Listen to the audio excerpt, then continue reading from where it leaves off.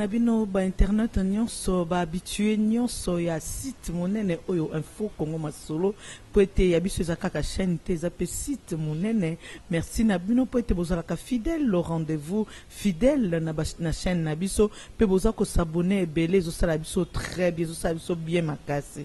Merci na bino nyonso. Alors ndenge kaka to mesana to pesa kabino ba information to pesa kabino topé mayebi topé ba nouvelle to ba nouveauté o elekanaka na mboka bisika nyonso bozali bandeko ya Londres bandeko ya Asie bandeko ya Hong Kong bandeko ya Montréal to pe Québec bandeko nyonso ya Afrique du Sud bandeko Afrique du Sud ba réclamer ba lobi tozo pesa bango mbote te bandeko ya Jobu bandeko ya Cape Town vraiment mbote na bino nyonso place bozali nazana ndeko na ngai to pe oyo azali parmi ba acteurs politiques na kati ya mboka oyo moko ya ba oyo to benga to ba pionnier bato ya kala to pe bato ya bwanya ya kati ya UDPS na ko présenter ye po ete atako momesano to ya mbakaye na ko présenter ye kombo na ye Corneille Mulumba et pas yapi na ko baluka po na ko pesa. Bonjour monsieur Corneille.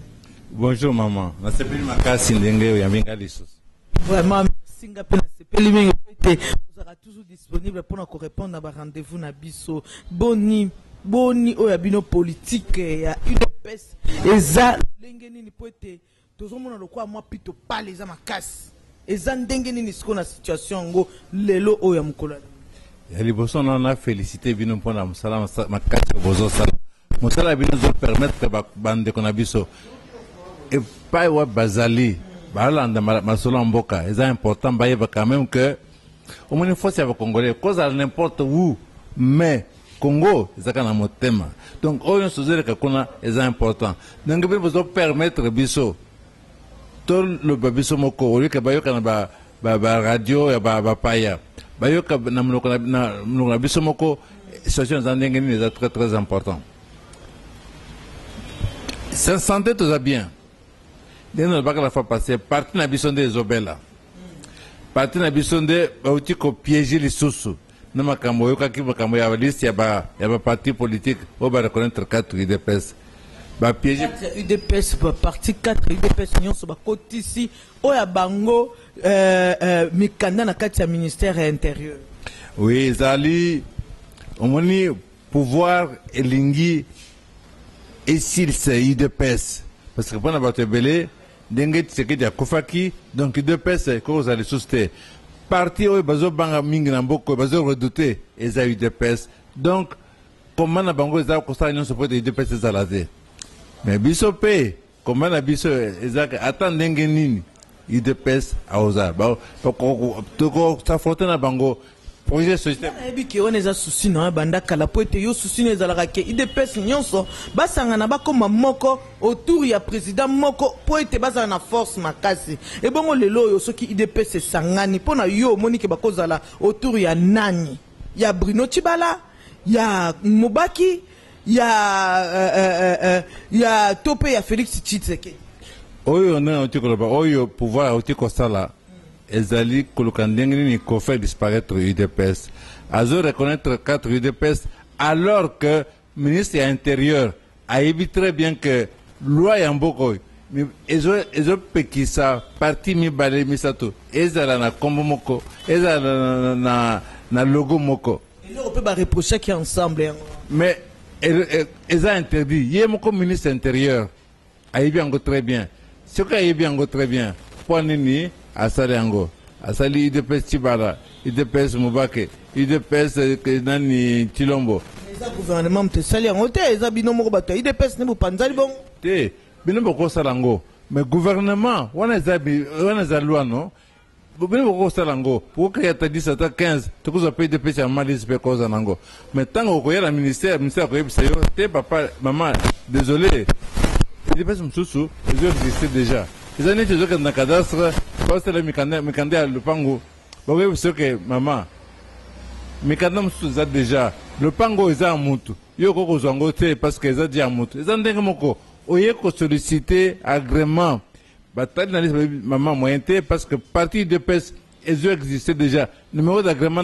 Pour na bino ba pionnier, IDPS ni sengeli ezala existant.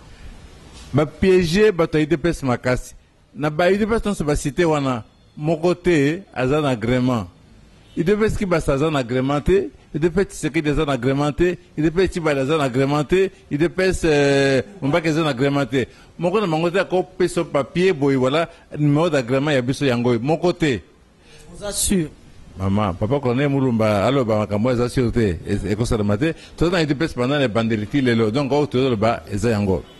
Alors, bah tolérer Tshisekedi na UDPS tant que arriveront à se présenter. Au moins il n'a pas ya Tshisekedi. Moyen zakité que bon ba Tshisekedi. Puis toloba papa condamne mulumba limbi sanga muke na okatongo maloba. Toloba vraiment depuis yemoko le papa Tshisekedi Etienne Tshisekedi azalaki de son vivant. Atikala ko agréé parti politique munene le quoi UDPS té. UDPS zaki nango agréé. Tango va reconnaître la démocratie dans le biso, hein, depuis 90. Poto yebi que IDPS ya papa Etienne Yangwana et pas Félix Tshisekedi. N'a pas de moi histoire pour destituer Bandeko. En 1924 avril 90, mon président va reconnaître le multipartisme. UDPS a sali demande, il y a agrément. A eu agrément, naïe. Dans 91. Pas de problème. Tu évolues 97 AFD la côté. Tant que AFD la côté, bah péquissi ma parti politique, bah suspendre l'activité de la parti politique. Bah annuler, bah agrément nyonso. Là où il y a eu des PES. En 99, la Kanissi, en 99, président Kabila a autorisé les choses à suspendre mesure wana, à lever mesure wana. Donc on va partir des choses autorisées, mais pas partir non s'il fallait basta la démarche des choses besoin agrément moussous. UDPS Zaka Moko a sali de marche. Banane baké. Oh ya libosto banane qui basta qui président. Oh ya 99 Zaki honorable Lusanga pour le collège fondateur UDPS. Honorable Charles Diaonken na honorable Kyungo Mukange Jean bango basali de marche pour na kombo ya collège de fondateurs de l'UDPS ba kotisi bazu agrément ngo numéro encore za 2000/013 bazo nga na 23 septembre 2000 wana bazo on a kombo UDPS wapi UDPS tout court UDPS c'est ça qui me dit UDPS tout court. Voilà, combo il y a UDPS, il y a Etienne Tshisekedi. UDPS point. Et comment tu dis UDPS point. Tant il y a dialogue, il y a Sun City. Affrontement côté qui Tshisekedi na Kibasa bayokanité. Tshisekedi a se présenté kuna, n'est-ce pas Zaka Makaba Bokonzi.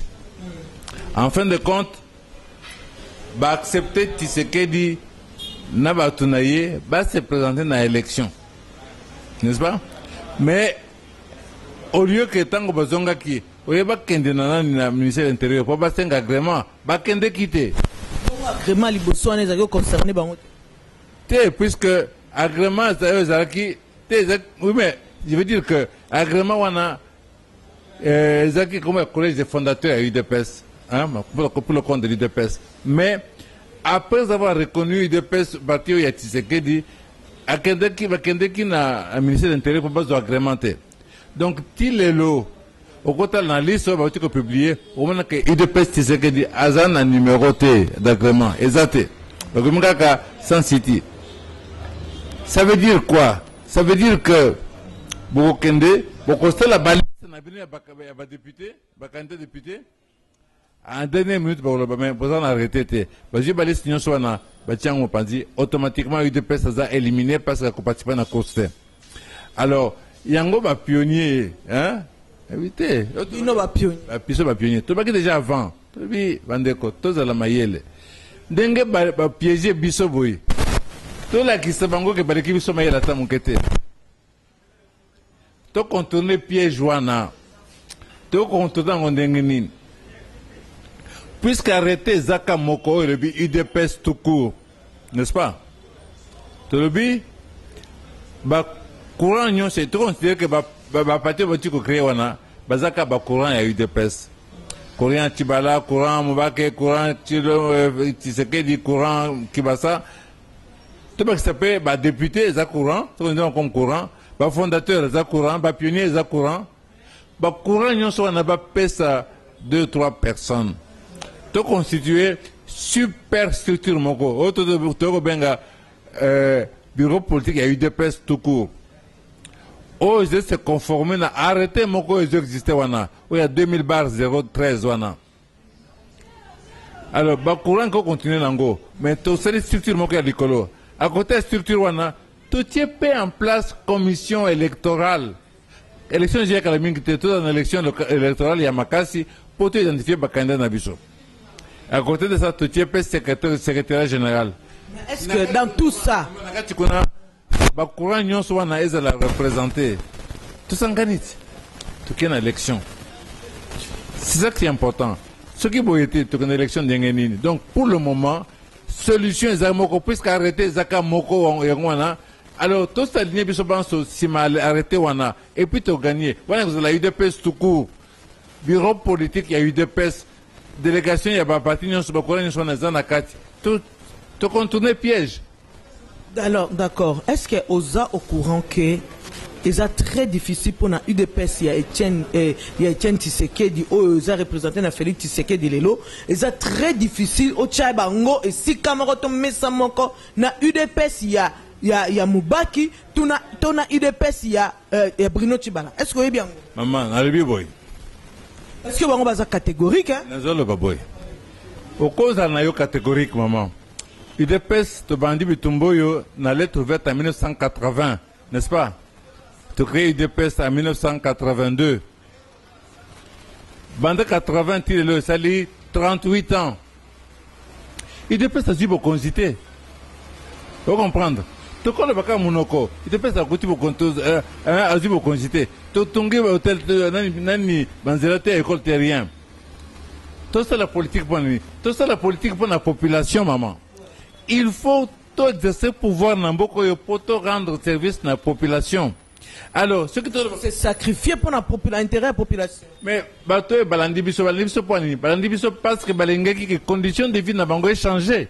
Il y a encore tout ça la politique. Ce que tout ça la bon côté, tout trahir bango, tout bâton le coffee pamba, moyen té. Oh, si vous citez d'abord alimenter, comment on dit en français, hein, qui mettent de l'eau dans leur vin. Basalement humble. Basalement, même qui se moque. Puis tu as pionnier UDPS. Mais on a quoi informé, on a ça qui na congrès à UDPS. Mais ça qui on a, ça qui était que président Félix Tshisekedi nous a décidé. Et ça qui n'a pas, oh yo ça qui le colle là bazo représenter population. Bazala qui na bango de bazo ko pesa bango ba rebelle ba loito lingi. Tolingi poste premier ministre te. Tolingi Bruno Tshibala. Donc balingi relation mon côté na gouvernement. Donc oyo a que gouvernement a trahir UDPS bako ko zongi sa simate. Ne habite soko. Te maman la commande ko zoloba. Wana zaki congrès te. Maman, il faut être dans le congrès à parti politique zanini, congrès zanini. Il suffit pas qu'on rassemble ba trouver comme un congrès. Ils a bon côté. Wana liboso. Il y a mieux balé. Gouvernance, il y a la République démocratique du Congo. Il y a plus de 100 millions de Congolais. UDPS, Azana charge, il y a Kobimisa, peuple congolais, la misère. 100 millions, plus de 100 millions de Congolais, maman, vous comprenez. Et ça, c'est que vous quartier, donc, il faut, UDPS, il faut dans le bureau d'études. Poni batumine neti ba Obama banani bakonyo se bazaka na bureau d'études ka biso ndeto dans bureau d'études okanisi ko poser vraiment ko répondre na ba préoccupation ya Congo ba enjeu du monde ezali wa kana yo moko na niveau ozana niveau nini ko permettre que bo décider makambo ngwana il s'agit d'avenir du Congo maman gouverner le Congo c'est ça le Congo ya osaka nangote continue de dire ba Congolais moko osaka nangote il faut totonga UDPS sengeli wana za ki congrès il faut d'abord, on a un exemple simple. Il y a un congrès à UDPS. Na Kinshasa, vous avez 4 bateaux, fondateurs historiques à UDPS. Oui. Mais parmi les fondateurs, parmi les quatre fondateurs, Bozali wana, Yesolo, oui, Bozali, mais namoni combat ngozondre, yomogozo mene combat wana, il y a unification, il y a unité, il y a UDPS. Tozo mon ba sur place, baza vraiment côté le matin comme militer pour la unité wana. D'abord, un membre cofondateur à UDPS, un membre fondateur, différents ces années. Tu bien un fondateur, bah oyo, bah signé mokanda. Il y a reconnaissance, donc il y a création et à partir. Tu vois comment fondateur. Bah cofondateur ils ont oyo période wana. Bazakina bosina. Est-ce que le lot ceux qui va fondateur wana ba telemi même ata Etienne Tshisekedi da ko kabango. Non préciser. Ata Félix Tshisekedi excusez-moi. Cofondateur ils ont oyo bazaki période wana. Oyo ba signer mkanda wana te pour des raisons diverses. Oyo bazaki sur place te ou quoi ba signer te. Tu vois comment cofondateur. Donc quand nous avons cofondateur mais nous avons fondateur. On a précision qu'on a besoin d'histoire et de compréhension. Question, nous avons dit que ceux qui sont fondateurs, c'est nini? Ceux qui bango peut convaincre pour la unification. Bazo bunda pour la unification. Tant que tout ça là, nous tient un peu d'image na WhatsApp beaucoup, dans une de comme ça, au relais que ça fait babat. Tout ça là qui conclave moko, ah on a na Venus village, à Namikongao. To bengi saki batu nyonso ba fondateur historique à UDPS ba yaki wana bazaki tsaka mona la soba photo ba veuve ya ba fondateur muso ba kufa ba yaki wana ba pionnier bazalaki ba kanto zaki ou ba tenso bazaki ba membre ya gouvernement bazalaki ba député bazalaki mais rencontre wana oyoka kité que to se proclamer président UDPS to libelo comme ko bandeko to sangana. Ndenge bo se retrouver ki bongo est-ce que mutu moko te kwa kozwa idebiso nyonso ndenge to se retrouver awa to kende inde tina siège esika wapi oyo azalaki moko na biso ya ba fondateur azalaki esika Etienne Tshisekedi azalaki pe mwana na ye azali ko succéder na ye to kende pe to sala de façon à ce que to luka ko convaincre po ete unification ezala réelle wana ma exact sala kango exact na mars mois de mars. Président Tshisekedi a outé Kokufa. Gamuto Solanayo, tango président Tshisekedi. Ça fait une année. Ça fait une année. Plus d'une année. Tant que président Tshisekedi a Koufaka, Ngai Mundo Solanayo wa. Na Betsa Mutu, na lobby. Na Komeli, na bien, quand je contacte na bat Oyo Bazaki, Baene na biso. O Bazaki proche à Tshisekedi. Ceux qui vont télémiter, hein? N'esprit, il y a des jeunes, tout na bango. Il faut pas ça là tout se retrouver. C'est vrai, Tshisekedi est très populaire, très puissant. Et l'autre Tshisekedi est charisme Tshisekedi est transmissible.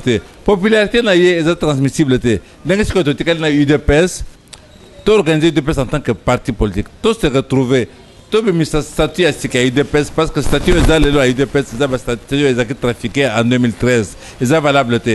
Tout ça, le congrès, il y a refondation. Refondation, tout ça, statut à Sika, consensuel. Tout est direction à Sika, consensuel. Tout est organe délibérant. Tout est bureau d'études. Il y a un gros souci. Le but, tu décider le côté. Tout ça, le monde, tout le monde a comme source. Mais bande ko besoin de mettre balinga qui était pour la raison de bango. Peu importe. Le passé, c'est le passé.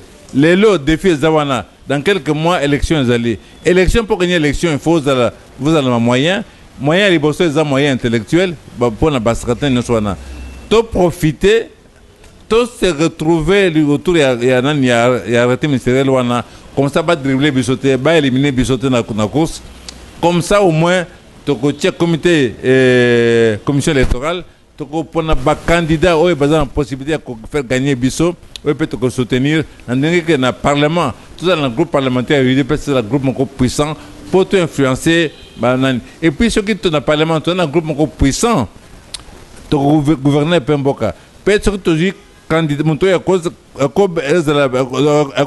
drapeau au niveau candidat président de la République, te soutenir pour être dans l'élection. Parce que la parti politique, na parti politique, que tout le monde parti politique candidat Zaka Moko Félix Tshisekedi na kati ya UDPS candidat Zaka Moko mais eza candidat UDPS te eza candidat pour na courant na ye eza candidat UDPS biso tolobi eza candidat na biso tolobi bongo te to UDPS candidat UDPS eza candidat au cause de la président de la République madame na peut-être que réaliser zanini il faut la compétence d'abord compétence il faut la rassembleur il faut la aux appels un profil aux charisme aux alliances mais ce que déjà aux oyak bon voilà bon oyakoyate ce qui oyakoyate aux rassembleurs ce que aux rassembleurs au gagner parce que pour gagner il faut la rassembleur donc biso to lobby et le cause important à wasiko un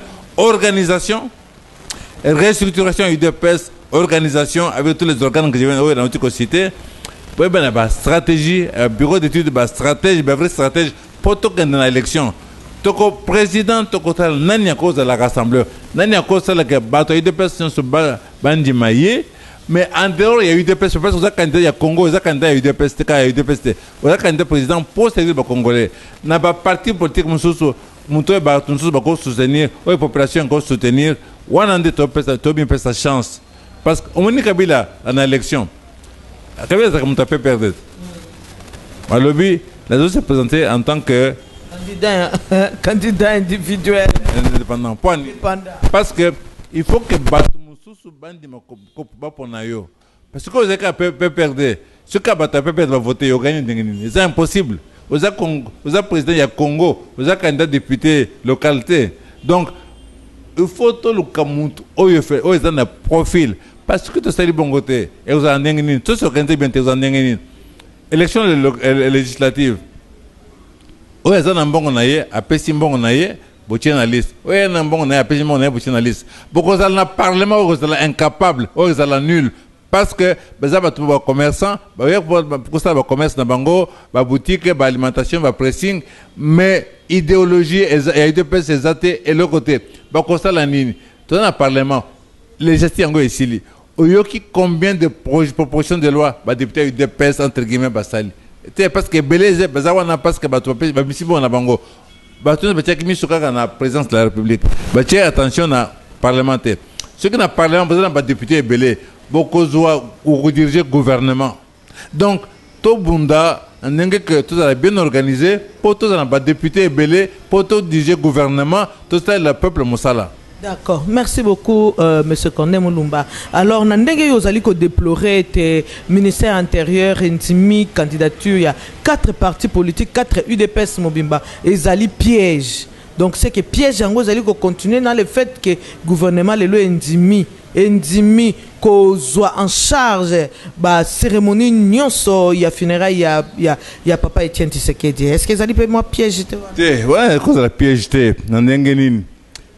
Tshisekedi Etienne Azaki, Premier ministre en Bokoy. À Selimbokoy Moussala. Est-ce normal que le gouvernement soit en charge funéraire naïe? Malheureusement, tu politises ma camounionso. Et comme il y a na matanga Tshisekedi, oya komate. Na matanga Tshisekedi, oya komate. Au moins, tu ramener Tshisekedi à un niveau trop bas. Oya été. Tshisekedi est un patrimoine national. Il est pas patrimoine national. Tshisekedi c'est normal, gouvernement et s'organiser. Et ça devoir il y a gouvernement et après ils ont en charge à organiser la campagne c'est tout à fait c'est ça devoir naïe. Et ça obligé à salango. Ce qui est correct, il faut salango parce que c'est que les anciens premiers ministres et puis en dehors il y a wana ce qui est comme qui symbole na mboko na combat politique naïe. Na combat politique naïe ils ont justifié que tout ça les matanga et puis au moins que belia bateau bakoya yango pe ko la kisaka effectivement muto yaza héros yamboko mais si que ce que la famille naie na parti naie ozana bateau bazoloba o badi banga commenter o tiba la commenter o de la commenter o na ça veut dire quoi? Ça veut dire que vous avez un rassembleur tête UDPS a besoin d'un rassembleur la démocratie maman est la loi du nombre est a besoin capable ya cause bateau belé ko convaincre comment ça na tête Ozana batebele balandaki Tshisekedi azate il faut UDPS à la population que oui UDPS voilà programme naïe voilà idéologie naïe voilà ba valeur naïe pas défendre ba valeur wana pas convaincre ba congolais que ba voter ba candidat naïe ceux qui vont voter alors Tshisekedi a que UDPS PKI. Vraiment. Alors tout comme il y a Soukaboma il y a moi kokabola makanisi na biso oyo merci na bino bolandaka biso na ebité vraiment ce qui te rotelema vraiment merci mingi merci monsieur Corneille Mulumba pour être au fungoli biso ma mayele ya solo na ebité ba combattant topé ba combattant mususo bazolanda biso na ebité sokoza na message ya kopesa bango bisika bazomi na mboka musika kuna concernant unification oyo ya UDPS. Message zaboy tozan na choite banguna baza ebele pona parti pe pona mboka to la kiseke to lekiba wana mayele ko le kaba mayele zanini eza to sangana po ite pesa la moko ite pesa za premier parti politique ya mboko na ba bazalao na bazaba mboka papaya to zala ensemble wana liboso ya mibale pona mboka ba combat bagarre za munene na ba mboko yo balingi ba contrôler ba minéraux na biso ba cobalt na ba nyonso wana pour to résister na ba nyonso wana il faut na kati ya mboko to za na ba organisation politique oza puissante net UDPS mais pour UDPS za la puissante il faut que UDPS za la organiser na kati alors to tsenga bino nyonso c'est que vous allez pour soutenir ba effort to ça la pour UDPS za la moko ne peut na arrêter moko tous les biso ensemble parti moko le logo moko on a coupé biso makasi to se mobiliser to na bato gauche à droite population ça biso confiance ce que tu as uni ce que tu as unité population ça biso confiance alors balandi biso et vous allez très déçu donc pour tout satisfaire en gros tous à l'ensemble tous à la humble tous à la modeste pour te permettre que UDPS à longa. D'accord, merci beaucoup, merci. Nabino Sobolanda biso bandeko na biso nyonso ya Bruxelles, bandeko ya Belgique mobimba esika wapi o azali président UDPS Anyati Makolo na pour la première fois en tant que président azali kuna topesi bino mbote mingi merci aussi na bao bazolanda biso à partir à Londres, bao bazolanda biso à partir à Suisse na mboka mikisi mukeba. Merci mingi na bino nyonso merci pour être bozalaka fidèle na chaîne munene oyo Info Congo Masolo bo s'abonner ebele tozana pona ko salela bino merci na bino nyonso merci na assistance ya Julia Kanengo pe grâce numbi la diva merci na yomoko simbi caméra bienvenue merci na bosane grâce à benga quoi to wana ta prochainement merci na bino nyonso ngana lobi na bino bai to kokutana na mikolo ya bai